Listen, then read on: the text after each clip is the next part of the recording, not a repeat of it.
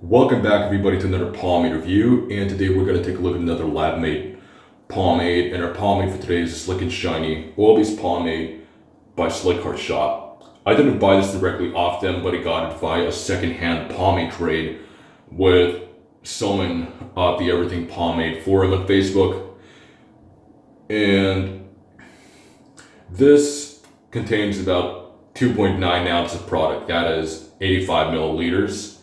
And comes in this sturdy plastic jar. The design layout is very similar to all the other Slikhaar products, with black as a background color, and it does contain orange in its color scheme as well. This one is petrol-based, and it also contains beeswax, some lanolin for softness, a bit of shine, and carnauba wax for a little more hold as well. No carrier oil as far as I'm concerned. And the other ingredients are just for the scent and I believe for the wash out as well. Opening it up, you would find an orange brown pomade, and you would see a little bit of shine already and some fair waxiness there, but it doesn't look too waxy.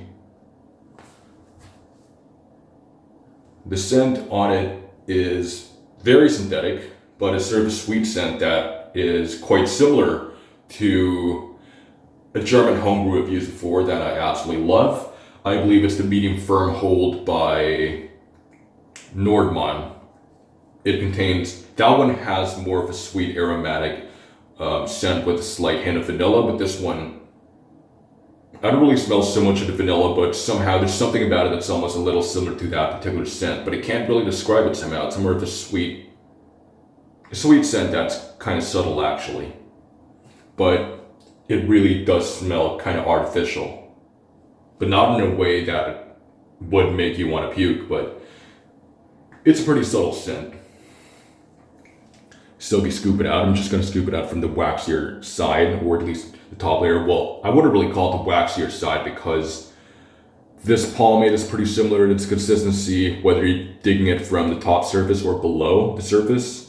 It has a pretty similar consistency, as you can see as I'm scooping it out, because usually typical of homebrew pomades, of course you have the top waxy layer, but with lab-made pomades they really have that problem. And the breakdown is very creamy and tacky. Applying it to the hair really is not a hassle at all as well. No tug and pull whatsoever, and you feel just more of a slick and tacky resistance. Larger scoop this time.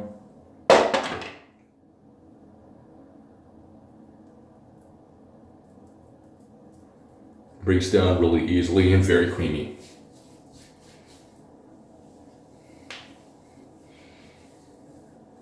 You're already beginning to see some shine over here, and this is rated as a medium hold with a high shine, and I'd say that is fair. Slickness is definitely a given right here. Usually I use about 2.5, at least 2 scoops of product actually, but like 2.5 finger scoops of product. This will be the final scoop of my hair right now. Well, it's a half scoop really.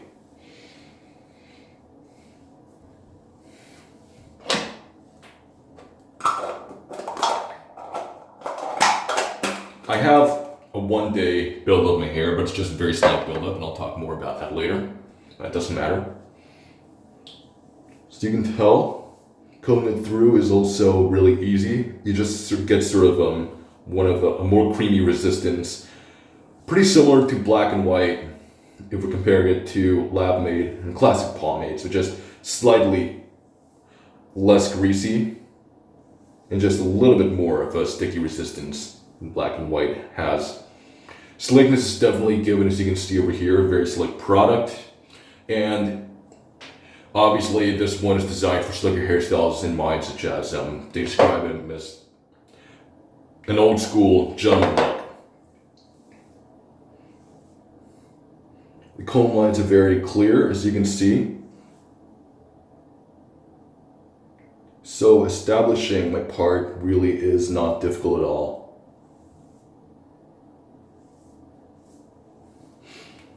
The shine in this one I would rate it as somewhere like 3.5 out of 5, which is somewhere between medium to high, but that is already considered a high shine, so that's still okay.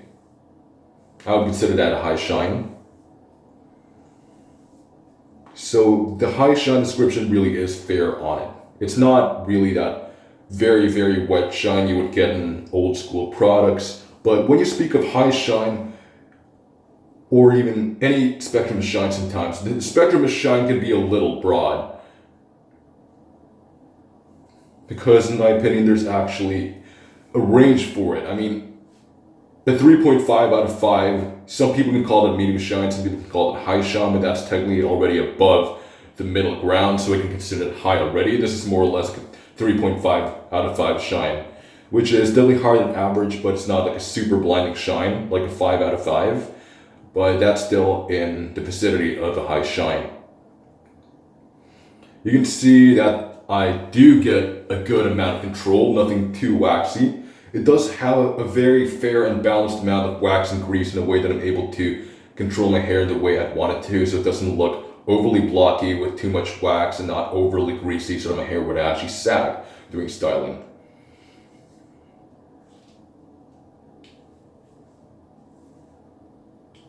Now the hold on it, it's advertised to be medium hold, but I'd say that it is, it's fair enough to say it's a medium, but it's on the higher side of medium, somewhere between medium and firm. Pretty close to a firm actually. But that you still can consider that a medium, of course. Like I said, there are different ranges for things, and it's still considered in the neighborhood of medium. Like the shine can be considered in the neighborhood of a high shine or a medium shine. If you advertise this either or, I wouldn't have a problem if you call this a medium shine. I wouldn't have a problem if you call it a high shine either, because it's around both neighborhoods. And that is how the pomade looks in my hair. I'm really quick styling right now. Just gotta fix a couple of things around the back. And while I'm at it, I'll just talk about the buildup. It's actually cleaner than I expected. Not the cleanest thing in the world. It's not a very gross and super greasy buildup, but it's not a waxy buildup either, but it's just a fair amount of both. It's a little drier in its buildup compared to some other factory-made lab-made pomades, oil-based pomades I've used.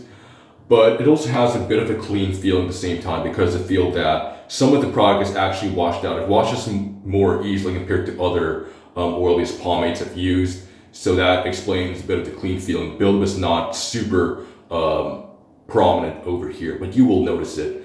But it's not something that is very extreme. Some of the buildup will actually be washed along with it, even with just one round of shampoo. So you can tell that I have a higher than average height over here, and everything's looking super slick. A really good amount of shine. Actually, I would consider this a 4 out of 5 shine. Just definitely the higher side. The more I look at it. Yeah, under this proper lighting, because the bathroom lighting is not the best over here. Under my desk lamp lighting, that's when you can really see it. This is definitely more of a 4 out of 5 shine in my book. So this is actually a simple product over here, and I won't spend too long in this video. I mean, oil-based pomades are typically healthier than other pomades, but for an oil-based pomade, this is not something that'll make your hair super, super soft, even though you would definitely feel some of the health benefits. But this one doesn't contain any carrier oils like castor oil or jojoba or avocado oil, for example, just like other home brews or even other lab-made pomades as well. But the shine over here definitely comes from the lanolin and petro right here doing the work, and the lanolin also gives the softness. And from this performs exactly how it should. It does have what I consider a medium hold and a high shine, and it's actually a great introductory pomade as well for those who are looking to start, because the buildup in this one is not too wacky, and it's the buildup, it's not too subtle, it's not too prominent, it's not too greasy or gross, but it's just sort of, well, a little clean, but not the cleanest thing ever. It's sort of like an okay build-up actually. It's good for beginners who don't want to dive too deep into very traditional stuff like Murray's, for example, which kind of chases some people out of the oil-based pomade world right away, which is not a good introduction in my opinion, even though it's a lot of Murray's is the first oil-based pomade for quite a lot of people given its availability and price. But this one would actually make a good starter pomade as well. But this has a really nice ratio of strength to weight as well. I mean, it for something on the higher side of medium, between a medium and a firm, the weight in this one is between a light to medium weight actually. I don't feel anything weighing it down. You can tell that the height is also a little above average. So definitely the weight in this one is actually even lighter than a typical, what I would consider a typical medium weight. It's a pretty good weight in this one. I don't feel too much waxiness just weighing it down. But this product is something that performs exceptionally well. And although it's not my favorite, it is a pretty good product. Probably my favorite of the Slikhaar line. I may be biased because I love oil-based pomades and they're my preferred hair products of choice. But yeah, this does exactly what it's advertised. It's very slick, and for anybody looking for the slick and gentleman look, high shine, medium hold, that's exactly what it does. And a little more about the endurance. With 2.5 scoops yesterday in my hair with no prior buildup, I noticed that I needed to recomb after about 5 or 6 hours in. But that really is no problem, no issue at all. So very good styling with it, nice shape, great height. And overall, even if you are an experienced oil-based pomade user, you would not be disappointed with this one. If you're a beginner, this is one of the perfect oil-based pomades to jump right into. 15 euros for 3 ounces, which is the price you would normally see for 4 ounces of product in a home-brewed pomade, but still this isn't really too bad. 15 euros for, well, 3 ounces. But overall, this product does perform exceptionally well. And great job, Slikhaar, for this oil-based pomade right here. And with that being said, if you enjoyed this review and learned a lot from it, please leave a like, comment, subscribe to this channel, click on the bell icon so never miss a single update to Squinty Show, and I'll see you next time on The Squinty Show. My camera's getting blurry right now, but that's okay because I'm signing off.